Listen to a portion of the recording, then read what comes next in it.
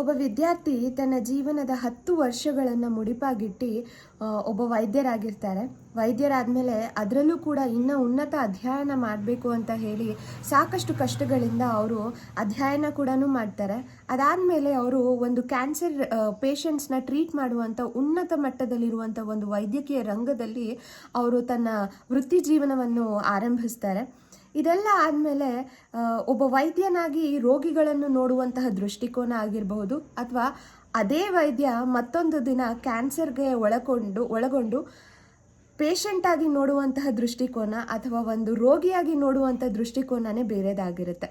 ಅದಲ್ದಲೇನೆ ಅದ್ರ ಜೊತೆಗೆ ತಮ್ಮ ಜೀವನವಾಗಿರ್ಬೋದು, ತನ್ನ ಕೆಲಸ ಆಗಿರ್ಬೋದು, ತನ್ನ ಕುಟುಂಬವಾಗಿರ್ಬೋದು, ಇನ್ನಷ್ಟು ಸಾಕಷ್ಟು ಕಷ್ಟಗಳನ್ನು ಅವರು ಸಾಕಷ್ಟು ದುಶ್ಚಟಗಳಿಂದ ಮತ್ತು ಧೂಮಪಾನ ಆಗಿರ್ಬೋದು, ಮದ್ಯಪಾನ ಆಗಿರ್ಬೋದು, ಇದೆಲ್ಲವನ್ನು ಮಾಡಿಕೊಂಡು ಬದುಕ್ತಿರ್ತೀರ.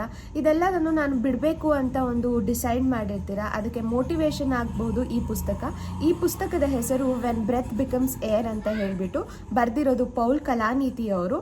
ಇದು ಅಮೆಝಾನಲ್ಲಿ ಕನ್ನಡ ವರ್ಷನಲ್ಲೂ ಕೂಡ ಅವೈಲೇಬಲ್ ಇದೆ, ಒಂದ್ಸತಿ ಚೆಕ್ ಮಾಡಿ.